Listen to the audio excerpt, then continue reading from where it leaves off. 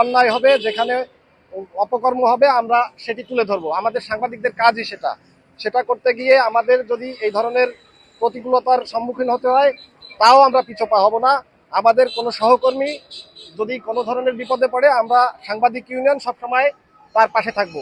গোপালগঞ্জ জেলা প্রেস ক্লাবে ইউনিয়নের সকল সাংবাদিক ভাই বোনেরা যখন তাদেরকে হয়রানি করছে এই কতিপয় কিছু খারাপ মহল, ঠিক সেই মুহূর্তে দাঁড়িয়ে একজন সাংবাদিক হিসাবে আমি তাদের পাশে থেকে কতিপয় সেই দুষ্কৃতকারীদের বিরুদ্ধে এই মামলার প্রতিবাদ জানাচ্ছি। সম্মানিত বন্ধুগণ, গোপালগঞ্জের সম্মানিত জেলা প্রশাসক মহোদয় এবং যারা এর সঙ্গে সংশ্লিষ্ট রয়েছেন, গোপালগঞ্জ জেলা সাংবাদিক ইউনিয়নের পক্ষ থেকে আমি সেই গোপালগঞ্জ জেলা প্রশাসক মহোদয়ের দৃষ্টি আকর্ষণ করছি, এই মামলাটি অতিবিলম্বে প্রত্যাহার করে নেওয়া হোক। গণমাধ্যম রাষ্ট্রের চতুর্থ স্তম্ভ। এই চতুর্থ স্তম্ভ রাষ্ট্রের এর মাধ্যমে গণমাধ্যম কর্মীদের মাধ্যমে মানুষ আয়নার মতো ঘরে বসে সমস্ত ভালো খারাপ সকল সংবাদ দেখতে পায়।